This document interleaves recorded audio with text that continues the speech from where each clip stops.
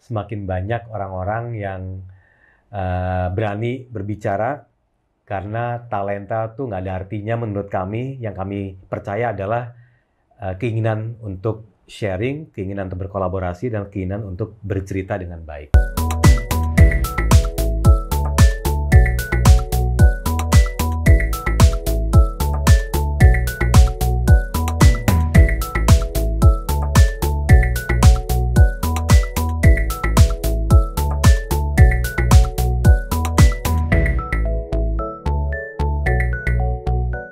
Tapi kalau sekarang pun sebenarnya pandemi belum berakhir, gue tetap akan terus berkarya sih. Kenapa gue bilang long term? Karena bisnis ini bukan bisnis short term. Kita belajar hal yang baru sih pada saat waktu kita jalanin sisi hidup kopi ini gitu. Public speaking. Public speaking adalah sebuah soft skill yang ketika kita memilikinya itu menjadi sebuah benefit tersendiri. Memiliki skill public speaking yang baik itu bisa jadi bermanfaat buat bisnis dan bisa bermanfaat juga untuk kehidupan kita bermasyarakat. Mungkin buat orang-orang sanguin, skill public speaking itu bisa dipoles. Tapi gimana buat orang-orang yang introvert? Faktanya, kalau investor pengen tahu, top leader di perusahaan-perusahaan besar itu sadar banget sama yang namanya power dari ilmu komunikasi ini. Pertanyaannya gini, emang orang introvert bisa dilatih untuk public speaking? Gua Ingga Putra, di Pikes gua hari ini, gua bakalan ngobrolin seberapa pentingnya public speaking bisa dalam bisnis, bisa dalam bermasyarakat. Tentunya gua nggak sendiri, gua sama teman-teman gua dari Spikul. Halo, kakak. Ini agak mengerikan deh, karena tuh kan gue background gini. Karena gue ngobrol di sini sama news anchor top, ya kan? Bekas. Oh, bekas news anchor. Oh, begitu. Ada Riri Wardani dan ada Mas Tommy Cokro. Halo, selamat datang. Mereka dari Spikul Indonesia. Cuman mungkin buat investor mungkin ada yang masih penasaran sama yang namanya Spikul. Coba kita tanya dulu sama kakak. Siapa yang menjawab? Silakan kakak. Direkturnya dulu. Oh iya. Selamat siang. Selamat siang. Terima kasih sudah hadir. Kembali. Terima kasih. Iya. Terima kasih banyak. Spikul apa? Spikul tuh kita pelatihan public speaking. Jadi kalau mau lihat lebih detail bisa lihat di Spikul, bisa dilihat di Instagram @spikul.indonesia. Jadi kami memberikan pelatihan-pelatihan untuk teman-teman nih yang memang menyadari bahwa untuk teman-teman yang memang menyadari bahwa pentingnya komunikasi itu gitu. Karena tadi seperti kamu sudah sampaikan di openingnya, emang penting untuk kita dalam perusahaan, dalam bekerja juga penting untuk bersosialisasi. Betul. Opening yang di-take sampai berkali-kali. Tapi memang berarti lo mengakui ya kalau pentingnya sebuah komunikasi itu bisa memiliki benefit tersendiri untuk berbisnis. Betul banget. Jadi komunikasi itu salah satunya kan kita bisa gunakan ketika kita bernegosiasi, misalkan, ketika kita melakukan presentasi. Itu ada trik-trik tertentu tuh, ada tips-tips tertentu gimana caranya berkomunikasi yang baik supaya misalnya kalau negosiasi akhirnya deal, misalkan. Kalau kita presentasi gimana caranya kita bisa meyakinkan audiens apa yang kita presentasikan, gitu. Tambahannya ada nggak, Tom? Kalau tadi kan dari sisi profesional ya, tapi intinya ada beberapa elemen lain mungkin kalau boleh nambahin adalah dari sisi komunikasi antar tim sih sebenarnya. Karena sekarang nih di digitalisasi, generasi milenial muda ataupun yang profesional makin lama tuh terserap nih komunikasi lebih banyak nonverbal kan, typing semuanya serba typing. Betul. Jadi semakin tinggi ilmunya, tapi semakin sedikit waktu untuk berkomunikasi secara langsung gitu. Biasanya nonverbal atau melalui teks.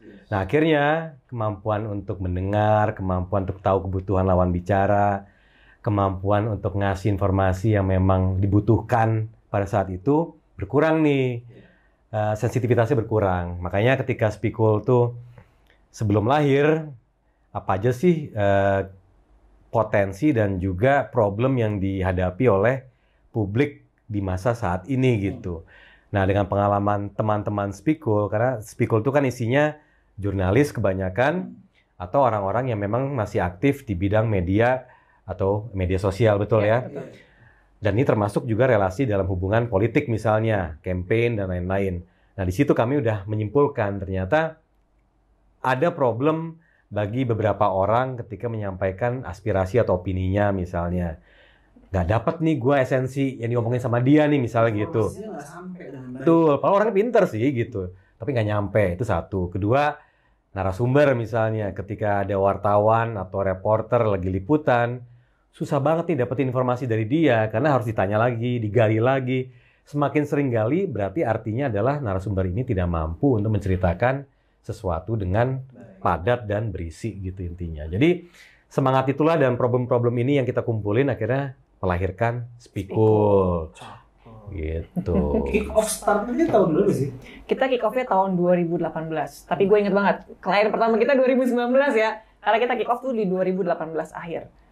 Oke. Jadi kalian rame-rame? Kita rame-rame. Kalau dari manajemen, dari BOD-nya kita berempat, kita timnya ada banyak sekarang sekitar 17. 17 semuanya dengan background dari jurnalis. Dulu risetnya ketika lo pengen mau bikin, kayaknya kita bisa deh, kita bikin kelas ini gitu. Atau makanya kita bisa deh bikin Speakul. Itu risetnya gimana? Iya lebih dari obrolan sih sebenarnya. Karena kan tadi kan Riri cerita ya berempat gitu ya. Berempat tuh ngobrol gitu. Kita ngobrol kebetulan kami bertiga kayak aku, Riri sama Clara base-nya kan jurnalis gitu ya. Iman base-nya adalah komunikasi, politik dan sosial media nih. Jadi gabungan antara mainstream media dan new media gitu. Pas kita kumpulin ternyata emang bener gitu. Kita butuh pertama narator atau storyteller yang banyak di Indonesia karena pemberitaan atau informasi banyak banget yang kami berempat pikir tuh kurang produktif gitu impact-nya ke publik. Itu aja akhirnya sebuah permasalahan atau isu dieksplornya cuma itu aja gitu. Makanya butuh orang yang bisa menyampaikan dengan tepat. Belum Kedua, lagi kalau orang-orang yang di atas itu kalau ngomong berantakan ya. Jadi, tidak terstruktur tidak gitu terstruktur. misalnya. Kita boleh bilang ya, misalkan pejabat atau top level manajemen dari Leaders perusahaan, gitu ya. leaders lah ya Yang itu. tadi bilang di awal itu ya. Betul. Jadi akhirnya salah quote dari media, Iya. misalkan gitu, atau mereka tidak menyampaikan message dengan empati. Iya. Itu salah Gitu. satu masalah yang kita lihat ya di luar. Betul. Dan kemudian ketiga adalah soal media handling. Karena memang secara jurnalistik kita tahu apa yang kita mau, tapi belum tentu si kliennya ini atau calon kliennya ini tahu gitu apa yang media inginkan. Makanya ini ketemu nih semua dari mimpi dan juga optimisme kita untuk ngembangin semua potensi yang ada. Akhirnya lahirlah Speakul. Makanya namanya Speakul, satu pikul kita pikul bareng-bareng gitu. Gue pikir Speakul tuh singkatnya kayak apa? Lo kayak apa ya? Speak cool gitu kan? Bener. Tapi Awalnya. plesetannya speaking Awalnya. school gitu. Speaking Cool I atau see. speaking cool. Tapi kita pikir satu pikul kita bareng-bareng semua nih gitu. Tapi anyway ya. Hmm. Ketika masuk lu 2019 baru dapat itu 2020 tuh kita pandemi. Itu cerita itu. Itu berat banget karena 2019 kita baru mulai, istilahnya klien pertama kita 2019. 2019 itu mulai tuh banyak orang kenal Speakul, banyak orang mulai mau belajar sama Speakul, bikin kelas, korporasi-korporasi sudah banyak. Di 2020 bahkan sudah ada beberapa klien kita sudah deal. Sudah deal tuh, tinggal melaksanakan kelasnya. Pandemi, cancel semua. Cancel. Berat Saya banget belum gitu. bayar. Iya belum. Belum. Jadi ya udah, karena kan pandemi ya kita memang nggak bisa ngapa-ngapain gitu. Jadi itu akhirnya batal semua dan selama pandemi bisa dibilang kita hampir ada beberapa klien tapi bisa dibilang tipis lah ya, tidak sesuai dengan ekspektasi kita gitu. Jadi kita beralih ke Online gitu. Tapi memang benar sih Mas ya. Memang ketika kita masuk ke pandemi itu, secara nggak langsung ya, gue berpikir entah mungkin semua orang sama kali ya. Kita itu dipaksa untuk melek terhadap digital pada saat itu. Push. Di push. Jadi kita benar-benar kita masuk ke dalam era digital dan kita benar-benar ngikutin kelas. Tapi yang dilakuin sama Speakul sama kayak gitu, full kelas. Iyalah, kita online banget. Dan ini kan kalau ngomongin pandemi kan ngomonginnya hampir 3 tahun ya. Jadi ada pembelajaran dari perusahaan-perusahaan ataupun kementerian ataupun yang lainnya adalah bagaimana mereka beradaptasi dengan online tadi. Jadi sempet tuh kita berapa bulan tuh nol banget gitu. Karena memang belum paham juga kita mau ngapain nih ya, cara menyampaikan informasi dan juga pembelajaran tuh gimana caranya. Makanya akhirnya mulai dari kita posting dulu gitu lewat ya educational approach lah melalui postingan kami, sampai akhirnya lahir tuh yang namanya webinar, kemudian online class dan lain-lain. Dan akhirnya ya alhamdulillah berkembang terus sampai di tahun kedua tuh makin banyak gitu yang online, kemudian ada hybrid, dan akhirnya sekarang kita sudah dihapuskanlah PPKM dan alhamdulillah seperti sekarang gitu. Tapi pada saat pandemi, gue penasaran ya, pada saat pandemi itu paling banyak kelas apa tuh? Webinar kah atau Kelas korporat tetap jalan alhamdulillah, tapi memang baru mulai kelas korporat tuh di 2001 akhir ya. Iya, Iya, udah sudah. zaman-zaman Delta itu ya. Iya betul, karena di 2020 kita sadar bahwa perusahaan-perusahaan itu mereka pasti fokus dananya adalah untuk kesehatan karyawan. Jadi untuk training tuh berkurang, sangat jauh berkurang di 2020. 2021 baru mulai kelas dan itu rame, banyak, tapi semuanya online memang. Gitu, bahkan di kelas online itu yang lucunya mereka minta diajarin dong kita cara berkomunikasi secara online. Kalau isi kelasnya ada, karena kan mereka nggak tahu kalau kita meeting online cara flow-nya gimana sih, etikanya gimana, ada. Presentasi online dan offline itu juga dua hal yang berbeda. Iya. Ada tipsnya sendiri, ada triknya sendiri. Tapi kalau gue boleh tahu ya, sebenarnya ada kelas apa aja sih di Speaker itu? Kalian ngajarin apa aja sih? Banyak banget. Apa aja semua ya. Waduh gini. Nah, tapi kita pasti mulai dari basic public speaking. Basic public speaking. Catat basic public speaking. Basic public speaking itu kan pasti bicara soal gimana cara kita mengendalikan nervous misalnya, meningkatkan kepercayaan diri. Seperti yang Riri bilang tadi, bagaimana bercerita terstruktur, bagaimana mempersiapkan modul atau bahan presentasi atau bahan speech misalnya, itu masuk dalam kategori basic gitu. Sampai kita ke intermediate tadi yang dibicarakan juga bagaimana melakukan online communication di acara-acara online misalnya. Kemudian cara membuat presentasi yang lebih baik tuh seperti apa secara layout dan penyampaiannya. Dan lain-lain lah. Ada namanya digital communication juga ya, yang di sosial media atau di platform misalnya, cara membuat vlog. Ada juga tuh. Iya, ada. Untuk informasi lebih lanjut, kita bisa cari kemana? Bisa cek ke Instagram kita @speakul.indonesia. Di sini. Jangan di sini. Biar lagi lebih sini. Dan kayak dia pusing gitu ya. Kan animasi men. Gitu. Jadi emang banyak banget materi kita tadi, ada negosiasi skill juga kita ada, bahkan kita salah satu materinya adalah bikin personal branding. Karena kita tahu orang-orang tuh apalagi sekarang dengan namanya media sosial, orang mencari informasi tentang orang lain sangat mudah gitu. Dan kadang-kadang orang menilai seseorang ya dari media sosialnya. So jadi menurut kita media sosial itu adalah sesuatu media yang bisa membentuk branding kita. Gitu. Jadi gimana caranya kita bikin branding kita, baik kita ketemu orang offline maupun di online, gitu ya teman. Iya, teknik wawancara, terus media handling, terus mempersiapkan RUPS misalnya juga salah satu yang. RUPS itu kan kalau menentukan ya antara komisaris dan direksi. Komisaris, ya, direksi, kemudian public expose kan, public habis gitu sama wartawan lanjutannya gitu. Benar juga ya. Kebetulan saya juga lulusan dari Speakul sih. Baik keren nih makanya jadinya kan. Openingnya udah mantep banget tadi itu. Tadi ngajarin Mas Rory. Jadi kalau penting gini bro. Tapi menarik ya kalau misalkan kita bahas soal beberapa ilmu komunikasi yang tadi, memang itu adalah hal basic yang atau sampai intermediate yang diperlukan oleh beberapa orang. Cuman kalau rata-rata audiens lo itu siapa sih? Sebenarnya ada orang atau ada orang kayak misalnya kayak gue gitu, gue pengen belajar gitu. Siapa aja sih sebenarnya? Sebenarnya kita merangkul banyak tipe sih ya, dari yang modelnya korporasi. Korporasi ini kita bicara dari yang C-level sampai ke bawahan atau manajer ya. Terus kemudian pemerintahan. Ya, karena beberapa kementerian juga mereka punya anggaran untuk training, untuk men-shape up atau mempertajam cara komunikasi timnya misalnya gitu, atau internal communication-nya mereka misalnya. Kemudian sampai ke pelajar atau umum gitu. Yang belum kita touch adalah anak-anak ya justru ya. Ini kita penasaran justru ke depannya. Tapi lu pernah ada yang free class gitu nggak sih? Sering, kita sering ngadain free class. Jadi terutama waktu pandemi sih ya, karena kita tahu orang-orang kesulitan untuk kumpul offline gitu. Terus kita juga pengen membantu, oke anak-anak orang-orang di luar sana banyak yang ingin meningkatkan skillnya tapi nggak tahu kemana. Dan zaman pandemi kan banyak yang lagi kesulitan lah ya secara finansial. Jadi kita sempat bikin beberapa kali itu CSR free untuk teman-teman di luar sana. Oh iya. Itu waktu itu di mana waktu itu? Kita waktu itu masih webinar sih bentuknya. Zoom. Iya. I see. For free. Iya. Terus mantap. Itu pernah ikut kan? Pernah. Iya. Cuma gua nggak free waktu itu. Makanya dia pas free. Segitu, udah diem dia. Free kenapa gua nggak tahu? Boleh. Tapi dari sisi marketing deh, gimana waktu itu lo masarin sisi ini ke orang-orang? Atau lo ke kantor-kantor?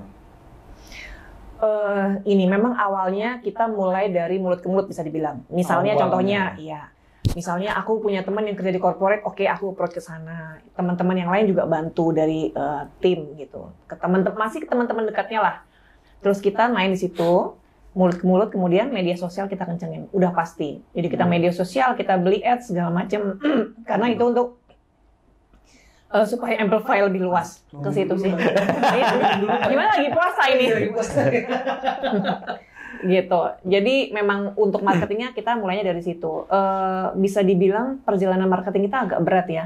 Karena pertama kali kita baru mulai, boleh dibilang kompetitor kita udah banyak kan. Kita punya kompetitor yang sudah belasan tahun lah bisa dibilang, gitu. Jadi untuk kita pertama kali masuk, ya kita ngaku aja berat banget itu. Tapi begitu sudah masuk, sudah ada yang lihat, oh ternyata kalau Speakul begini ya, Speakul begitu, gitu. Barulah mulai dari mereka pun, dari klien, mereka mulai mulut ke mulut, pakai Speakul aja, coba gitu. Jadi ya alhamdulillah sekarang, kalau dulu di 2019 kita mulai, yang hubungin sebulan paling cuma 1, 2 gitu kan. Ya. Kalau sekarang sehari bolehlah 1, 2 yang hubungin gitu kan. Ya jadi emang butuh perjuangan sih untuk marketing karena semua ada proses. Kita nggak bisa sulap ya namanya juga. Walaupun ada di internal kalian sendiri kan wartawan kondang. Betul. Walaupun kita nama besar, tapi memang nggak mudah ya Tom ya ternyata. Karena memang kan yang orang tahu adalah profesi kita sebagai wartawan. Kalau bicara soal educational gitu ya, pengajar, kita butuh membrandingkan diri dari awal kan. Karena memang branding itu kan beda dengan branding sebagai jurnalis gitu. Makanya untuk memperkuat atau mempertajam branding itu harus kita ngomong rajin. Rory. Nitya. Bukan. Si yang kacamata. Oh, Akbar. Ya. Personal branding paling kuat itu adalah titik. Masuk investor. Jadi makanya kita tuh sering banget buat video-video yang teman-teman semua ada di situ gitu untuk memberikan ya tuh tips-tips komunikasi. Short video gitu. Iya, biar orang tuh tahu dan kenal bahwa ini loh tim Speakul jurnalis yang memang punya keinginan untuk sharing soal tips-tips komunikasi gitu. Begitu nonton gitu, iya juga ya, benar juga ya. Karena kalau kami kan tadi karena kita dari basicnya jurnalis, jadi memang kita praktisi. Jadi semua yang kami share ke teman-teman peserta itu memang apa yang kita temukan di lapangan gitu. Ya kan Tom ya? Iya. Apa yang ditemukan di lapangan? Kalau misalkan apa yang ditemukan di lapangan desa, emang kesulitan apa aja sih yang bisa kalian temukan? Ya itu tadi yang seperti wawancara misalnya gitu ya, memilih narasumber, terus kemudian pas wawancara ternyata susah banget menggalinya gitu kan. Akhirnya wartawannya harus ekstra untuk kasih pertanyaan-pertanyaan lebih jitu lagi untuk bisa dapetin apa yang kita mau, apa yang wartawan mau gitu. Dan itu akhirnya menentukan kemampuan narasumber dalam bercerita. Padahal kan waktunya terbatas banget tuh mereka hadir di studio atau pada saat doorstep pada saat kita ketemu gitu untuk Q&A gitu misalnya. Itu tadi kalau misalkan contoh kesulitan para peserta kalau yang berhubungan dengan media. Kalau yang misalkan di korporat kesulitan mereka apa biasanya? Sesimpel hanya gugup. Kadang-kadang mereka datang ke kita, stafku pengen minta dilatih karena dia gugup kalau harus presentasi. Wow, gitu. Oh iya, jadi bisa juga kayak gitu. Sesimpel itu, nggak gugup atau misalkan mereka tidak tahu cara menyampaikan presentasi secara berunut sehingga susah diterima oleh audiens kayak gitu sih. Apalagi anak-anak agensi itu ya. Anak agensi kan mereka kan harus mempresent sesuatu kepada klien dengan Harus jualan ya? Iya. Itu kan bisa tuh. Bisa. Ya, atau pejabat misalnya ya ngasih paparan gitu di acara-acara resmi, ya semua memiliki kemampuan yang beda-beda gitu. Ada yang bagus banget gitu, ada yang masih biasa aja, ada yang masih baca banget misalnya kayak gitu. Baca banget sih kalau Contohnya di sini. Tapi bener ya, gue setuju ya.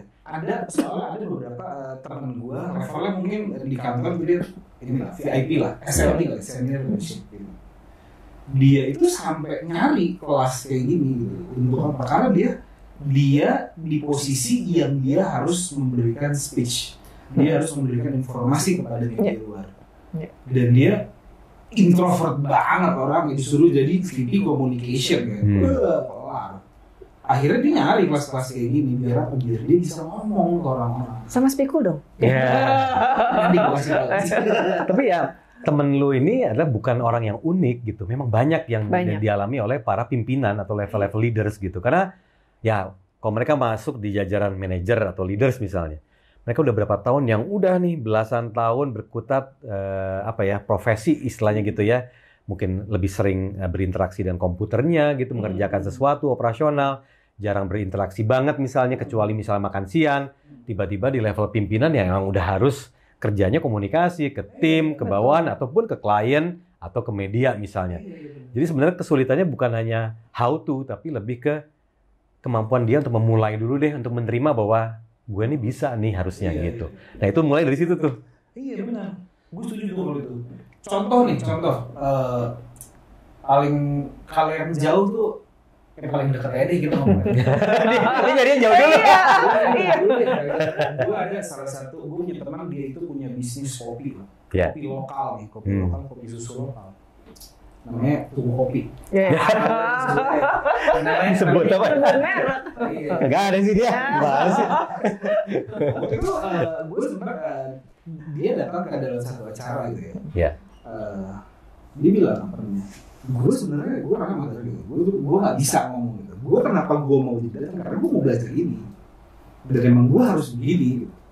Dan itu merupakan hal yang penting kayaknya buat dia untuk menyampaikan pesan. Kan mukanya dia kan jadi kayak ambasadornya si brand itu sendiri. Iya. Betul. Tapi yang tanpa mereka sadari sebenarnya bukan penting buat mereka doang gitu. Ini orang-orang pada ngantre, pengen dengerin para leadersnya ngomong. Mereka butuh inspirasi. Makanya Indonesia tuh butuh yang namanya narator, storyteller. Karena orang-orang di level itulah yang akhirnya terjun untuk bisa memberikan inspirasi itu. Kalau enggak, siapa lagi gitu loh. Dan makanya komunikasi itu adalah elemen yang paling penting menurut gue Soft sih. skill yang ketika lu memiliki itu lu benefit sendiri. Lu bisa jualan, lu bisa cari duit sendiri lu kalau bisa Di sisi lain ini pertanyaan panjang yang gue baca ya. Di sisi lain, Speak Indonesia melakukan kerjasama nggak sih dengan instansi lain? Oh iya dong. Iya, kita pasti ya, kita kolaborasi. Jadi beberapa yang pernah kita rencanakan, tapi belum kejadian nih sampai saat ini. Kita tuh pengen bikin kolaborasi karena sekarang banyak training-training yang lewat online. Jadi mereka udah punya platformnya gitu. Itu salah satu yang kita kolaborasikan. Mungkin juga pernah juga kita kolaborasi dengan perusahaan yang dia ingin bikin webinar umum, tapi terus kita sebagai pengisinya. Itu ada juga. Beberapa sih kolaborasi kita sudah pernah lakukan. Gitu. Atau bahkan antar lembaga yang memang head to head sama kita industrinya gitu. Kita juga gabung. Dan kolaborasi ini juga kami pelajari pas lagi pandemi juga, karena semua kira berpikir kita nggak bisa sendiri-sendiri nih gitu. Udah waktunya kita kolaps gitu. Nah, masuk kan? Tapi ya kalau ngomongin masalah kolaborasi ini gitu ya. Iya. Let's say kalau gue bilang lulusan dari si Speakul Indonesia certified, tiba-tiba ini valid nih lulusan dari Speakul nih, bisa lah kita rekrut. Ada nggak kayak gitu? Kalau ada atau enggak, harusnya pasti ada di luar sana ya, Cih. Sebetulnya kita nggak pernah nanya sama peserta nih, nggak pernah. Tapi sih gini, memang kalau namanya ilmu soft skill itu nggak bisa hanya selesai dari kelas, kemudian dia langsung upgrade skill-nya gitu. Memang itu adalah skill yang harus terus dilatih. Jadi setelah selesai kelas, tugas mereka adalah melatih ilmu yang mereka dapat selama di kelas, supaya mereka bisa upgrade. Nah, dari situ nanti baru kelihatan tuh perkembangan mereka seperti apa. Mereka benar-benar melaksanakan step-step yang di Speakul kasih nggak sih di kelas? Nah gitu. Jadi kalau kami sih yakin ya, kalau teman-teman peserta yang pernah ikut kelas pikul benar-benar menerapkan yang kami kasih, tips dan trik yang kami kasih, insya Allah upgrade lah. Ini pengalaman pribadi gue ya, karena gue salah satu lulusan. Mantap, mantap. Ya. Ada beberapa banyak, bukan beberapa banyak ya, ada banyak improver yang gue rasakan dari sisi gue lebih bisa mengerjakan presentasi sekarang. Gue bisa opening lebih baik lagi ketika gue begini sekarang. Itu jujur itu gara-gara Speakul. Gue bersyukur banget. Terus satu sisi lagi itu gue bisa dengan intinya gini, dengan gue bisa bicara lebih baik lagi, gue bisa menulis lebih baik lagi. Oh gitu. Keren. Ternyata gue menemukan dengan gue sering melatih gue ngomong kayak gini, itu melatih skill writing gue juga. Surprising juga. Nah, salah satu klien yang pernah kita ajarin juga ada tersanjung nggak sih gue ngomong gitu? Tersanjung banget. Tersanjung, alhamdulillah makanya. Berarti ilmunya kepake bener kan? Betul. Nah, salah satu klien kita juga ada yang pernah gitu. Jadi dia memang mau ikut kelas kita, waktu itu materinya soal presentasi. Karena mereka ingin ikut lomba presentasi. Jadi mereka harus membuat suatu inovasi, kemudian inovasinya itu dipresentasikan. Nah, itu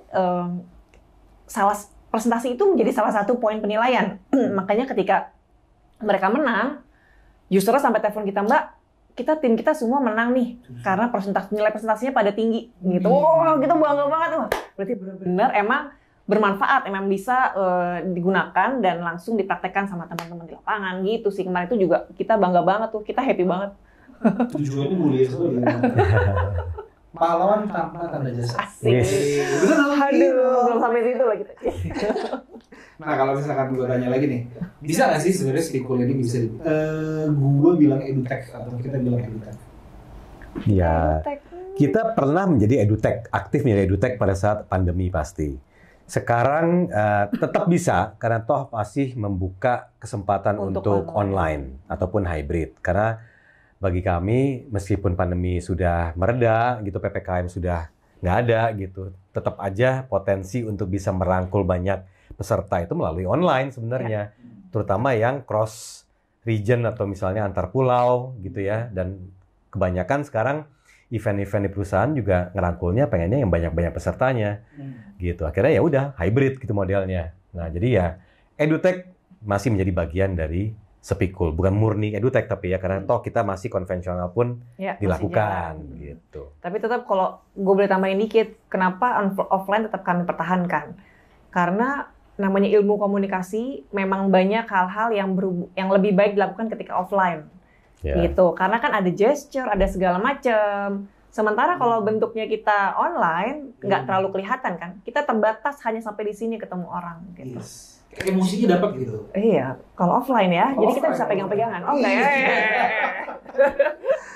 Dulu ada juga tuh cerita yang menarik tuh. Emosi itu tidak bisa disampaikan. Oh, masa gue ngobrol sama si stand up comedian.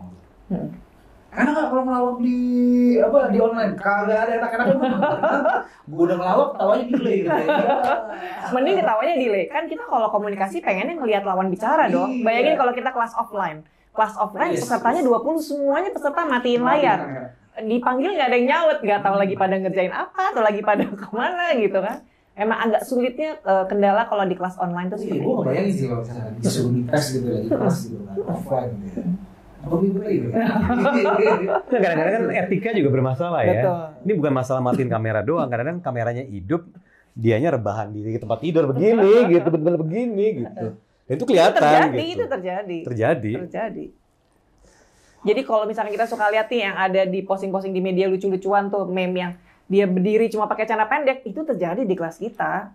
Tapi setidaknya kalau itu masih berusaha ya, tampil oke di bagian atas gitu, masih pakai celana pendek. Kita bawah, Kedepannya lo bakalan ada project apa lagi di Speakul? Siapa yang mau jawab? Gue dulu, ya udah. Oke, Speakul ini kan sejak akhir tahun ya kita ya, akhir tahun itu menamakan jadi Speakul Institute. Tadinya Speakul Indonesia, sekarang jadi Institute. Kenapa Institute? Karena memang setelah kami berkolaborasi dengan sejumlah pihak, kami melihat ada potensi yang bisa kami tambahkan tuh di layernya Speakul selain kelas-kelas yang tadi kami sampaikan. Contohnya adalah misal kolaborasi dalam pembuatan workshop misalnya, atau bahkan event yang ada workshopnya juga gitu. Dan ini sudah aktif selama beberapa bulan terakhir juga. Terus kemudian kami juga di tahun politik ini juga ingin terjun langsung untuk menjadi bukan trainer aja, tapi konsultan dalam berkomunikasi. Ya. Karena Tapi itu tadi. Tapi buat politik juga sih sebenarnya. Ya. Kalau misalkan buat corporate juga bisa. bisa. Artinya, contoh misalnya kayak kemarin campaign salah satu perusahaan yang bergerak di pariwisata juga kita pernah bantu juga, gitu. Dan ini karena kita lihat bentar lagi tahun politik, ini bisa nih kita terjun di situ untuk bisa sharing di situ. Ada peluang. Ada peluang, ada potensi. Iya. Betul. Pasarnya ada. Tinggal siapa aja yang mau. Oke. Last question nih. Belum last question ya. Oke. In the next 5 years, kira-kira lo ngeliat industri ini bakal gimana? Seksi nggak? Oh. Berat ya? Enggak. Tadi bertanya, enggak? Jangan. Mau lu jawab dulu nggak? Ini menarik. 5 tahun ke depan, kalau industri dalam arti pelatihan, menurut gue itu masih akan terus menjadi suatu industri yang menarik. Gini, karena setiap orang harus upgrade skill. Iya nggak sih? Apalagi kita sekarang banyak istilahnya tenaga kerja yang dari luar. Gimana cara kita bersaing dengan mereka gitu? Kita nggak bisa level skillnya segini-segini aja. Nah, ini adalah salah satu skill yang menurut kami harus dipunyai oleh orang-orang. Gitu, wajib. Kemampuan komunikasi itu adalah suatu hal yang wajib sekarang. Kadang-kadang ada orang yang nggak sadar, apa sih butuhnya komunikasi? Enggak kok, aku jarang berkomunikasi, gue cuma kerja di depan laptop. Oh, itu salah banget. Itu menurut dia. Tapi ketika dia mampu menyampaikan suatu pendapat, atau dia bisa menyampaikan rapat dengan baik gitu dalam meeting, itu akan menjadi suatu nilai plus buat dia. Gitu. Makanya kemampuan komunikasi ini harus di-upgrade. Kita harus bisa bersaing dengan pasar di luar sana, dengan resource-resource di luar sana. Ya, kalau gue tambahin gini deh, kalau misalnya ada kejadian politik yang lagi memanas gitu, lihat di kolom komennya. Nah, di situ kita bisa melihat kualitas komunikasi orang-orang Indonesia saat ini gitu. Bagaimana kebencian dan kecintaan tuh tahapnya levelnya udah tinggi banget gitu ya. Padahal yang harus adalah komunikasi yang produktif gitu ya, serba adem, berisi gitu. Makanya kalau melihat 5 years tadi ya, akan semakin dibutuhkan justru. Pasarnya akan semakin besar. Karena generasinya semakin hilang empatinya gitu. Karena digitalisasi tadi. Selain ini mempercepat, tapi juga mempunyai memiliki downside juga kalau nggak memiliki komunikasi yang baik.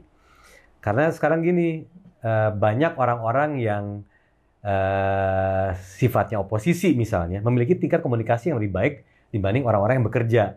Sehingga publik nggak bisa paham, ini orang kerjanya ngapain aja sih gitu. Akhirnya headline-headline di news atau di berita tuh ya segitu aja gitu. Nah makanya sekarang dengan adanya Speakul, mudah-mudahan Speakul berada di lingkaran yang membuat kualitas komunikasi akan jauh lebih baik, sehingga muncullah orang-orang Indonesia yang makin banyak sebagai storyteller atau narator. Dan mengeluarkan komunikasi yang empati. Kalau menurut gue itu yang banyak hilang sekarang ya, komunikasi dengan empati. Itu sih. Wah, satu lagi sih. Apa tuh? Kita mau punya buku kan? Oh iya. Ditunggu lagi. Ditunggu lah. Lagi masa produksi, kita rencananya akan mengeluarkan buku tentang apa, Tom? Ya pokoknya. Mau di-spill nih? Ya, iri. Sedikit. Jadi kita akan share tentang salah satunya dari isi buku itu adalah pentingnya komunikasi gitu. Pengalaman teman-teman jurnalis nih gitu, komunikasi yang baik seperti apa, tapi tidak hanya komunikasi di media yang akan kita bahas di buku itu. Jadi nanti berbagai macam komunikasi secara general.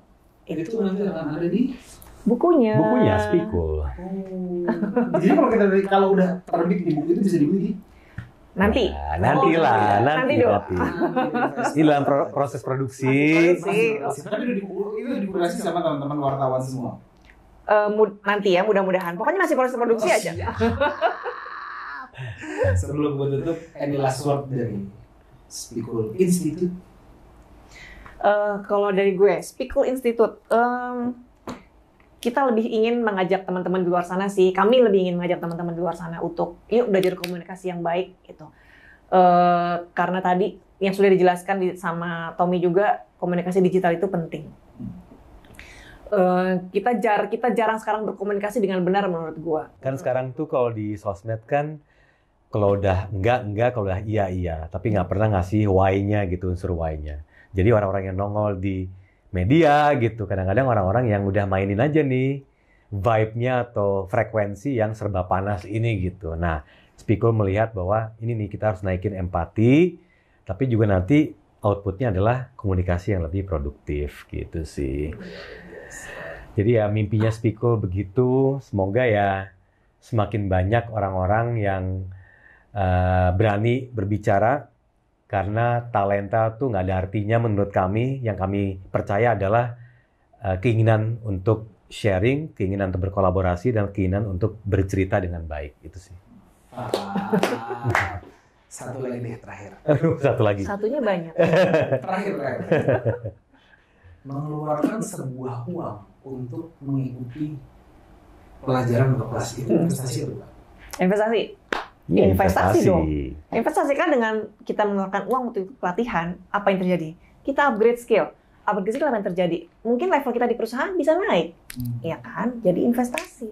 Jadi investor, kalau kalian ngejar uang terus, itu nggak akan habisnya. Cuman kalau kalian berbanyak value, yang namanya uang itu nanti ngikut.